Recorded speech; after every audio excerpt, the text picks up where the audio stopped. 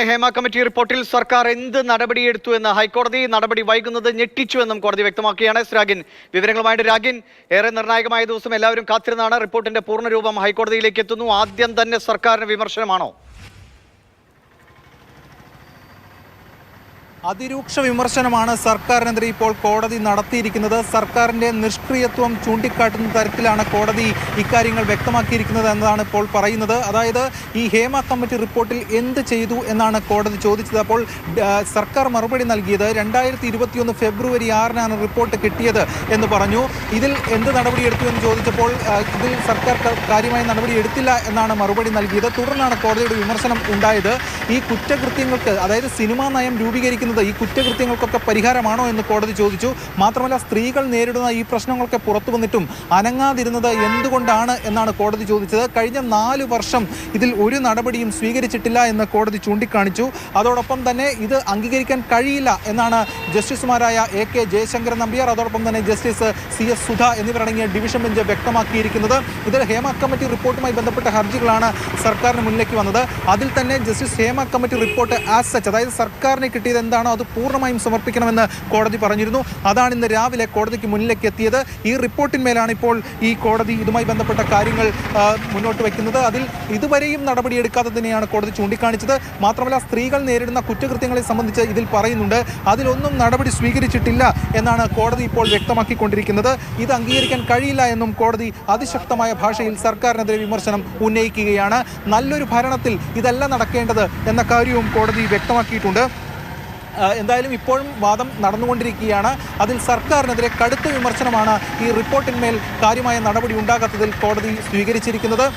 ഈ റിപ്പോർട്ട് പുറത്തു വന്നതിന് ശേഷമാണ് പ്രത്യേക SIT രൂപീകരിക്കുകയും ഒക്കെ ചെയ്തത്. അതിൽ അവിടേക്ക് പരാതി നൽകുന്നവർക്ക് കേസെടുത്തു. പക്ഷേ ഈ റിപ്പോർട്ടിൻ്റെ അടിസ്ഥാനത്തിൽ ക്രിമിനൽ നടപടി സ്വീകരിക്കണമെന്നതാണ് ഈ ഹർജിയിലെ പ്രധാനപ്പെട്ട ആവശ്യം. അതിലെന്താണ് ഉണ്ടാകാത്തത് എന്നത് സംബന്ധിച്ചുള്ള ചോദ്യങ്ങളാണ് ഇപ്പോൾ സർക്കാരിനോട് കോടതി ചോദിച്ചുകൊണ്ടിരിക്കുന്നത്. എന്തായാലും ഇപ്പോഴും ഈ വാദം തുടരുകയാണ്. രാഗിൻ, ഈ റിപ്പോർട്ടിന്റെ പൂർണ്ണരൂപം കോടതിയിലേക്ക് നൽകി. കോടതി തുടർ നടപടികൾ സ്വീകരിക്കട്ടെ എന്നൊരു നിലപാടാണല്ലോ സർക്കാർ എടുത്തത്. അതായത് പൂർണ്ണമായും കോടതിയുടെ തീരുമാനത്തിന് വിടുക എന്നതായിരുന്നു സർക്കാരിന്റെ തന്ത്രപരമായ ഒരു തീരുമാനം. പക്ഷേ ഈ റിപ്പോർട്ട് എത്തുമ്പോൾ തന്നെ കഴിഞ്ഞ 4 വർഷത്തെ ഈ റിപ്പോർട്ട് തയ്യാറായ ശേഷം ഇത്രയും കാലം സർക്കാർ അനങ്ങിയില്ല എന്ന അതിരൂക്ഷ വിമർശനം ഏറ്റുവാങ്ങുമ്പോൾ സർക്കാരിന് എന്ത് പറഞ്ഞ് പ്രതിരോധിക്കാൻ കഴിയും? കോടതിയിൽ നിന്ന് ഇനി എന്താണ് പ്രതീക്ഷിക്കേണ്ടി വരിക?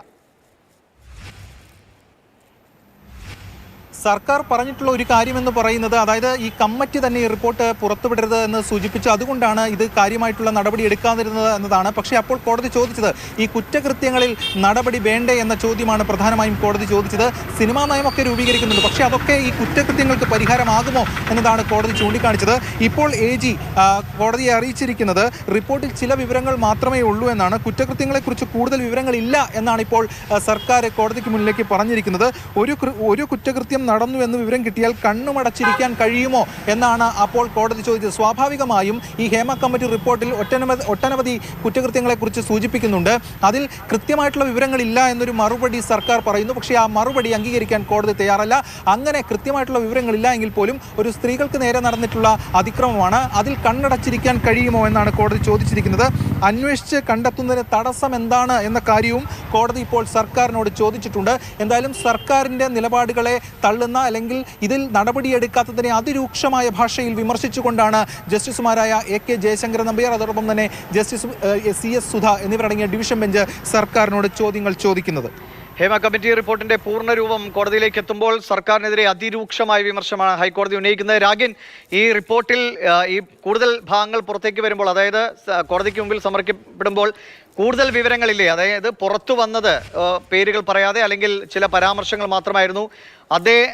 അതേ നിലയ്ക്ക് തന്നെയാണോ ഇപ്പോൾ ബാക്കിയുള്ള ഭാഗങ്ങൾ കൂടി വന്നിരിക്കുന്നത്? അതായത് കൃത്യമായൊരു പേരോ സംഭവമോ ആളുകളെ ഒന്നും വിവരിക്കാതെയുള്ള പരാമർശങ്ങൾ മാത്രമാണോ ഇതുവരെ പുറം ലോകം അറിയാത്ത റിപ്പോർട്ടിന്റെ ഭാഗ്യഭാഗത്തിലുമുള്ളത്? അതായത് ഹേമ കമ്മിറ്റി സർക്കാരിന് സമർപ്പിച്ച റിപ്പോർട്ടിലെ പൂർണ്ണമായിട്ടുള്ള വിവരങ്ങളാണ് ഇപ്പോൾ കോടതിക്ക് മുന്നിലേക്ക് എത്തിയിട്ടുള്ളത്. അതിൽ ഈ അതിക്രമങ്ങളെക്കുറിച്ച് സൂചിപ്പിക്കുന്ന ഭാഗങ്ങളുണ്ട്. നേരത്തെ അത് ഒഴിവാക്കിയാണ് അത് പുറത്ത് നൽകിയിരുന്നത്. അതിലാണ് ഇപ്പോൾ കോടതി പരാമർശങ്ങൾ നടത്തിക്കൊണ്ടിരിക്കുന്നത്. ഇപ്പോൾ കോടതി സർക്കാരിനോട് ചോദിച്ചിരിക്കുന്ന മറ്റൊരു പ്രധാനപ്പെട്ട കാര്യമെന്ന് പറയുന്നത്, അതായത് കൃത്യമായിട്ടുള്ള വിവരങ്ങളില്ല എന്നാണ് സർക്കാർ പറയുന്നതെങ്കിൽ അതേക്കുറിച്ച് അന്വേഷണം നടത്തി ആവശ്യമെങ്കിൽ ഈ കൃത്യമായിട്ടുള്ള വിവരങ്ങളില്ല എങ്കിൽ കേസ് എഴുതി തള്ളാൻ കഴിയുമല്ലോ. അങ്ങനെ ഒരു ഓപ്ഷൻ കൂടി സർക്കാരിന് മുന്നിലുണ്ടല്ലോ. പക്ഷേ ഇതിൽ ഒരു നടപടിയും എടുക്കാതിരുന്നത് അംഗീകരിക്കാൻ കഴിയില്ല എന്നാണ് കോടതി പറഞ്ഞത്. അതായത് ഈ ഹേമ കമ്മിറ്റി റിപ്പോർട്ടിൽ സൂചിപ്പിക്കുന്ന കാര്യങ്ങളിൽ ഏറ്റവും നിർണായകമായ വാർത്തയാണ് പുറത്തുവരുന്നത്. ഹേമ കമ്മിറ്റി റിപ്പോർട്ടിന്റെ പൂർണ്ണരൂപം ഹൈക്കോടതിയിൽ സർക്കാർ മുദ്രവെച്ച കവറിൽ സമർപ്പിക്കുമ്പോൾ ഇതുവരെ എന്ത് ചെയ്യായിരുന്നു, അനങ്ങാതിരുന്നത് എന്തുകൊണ്ട് എന്ന അതിരൂക്ഷ വിമർശനം കോടതിയുടെ ഭാഗത്തുനിന്ന് സർക്കാരിന് നേരെ വരികയാണ്.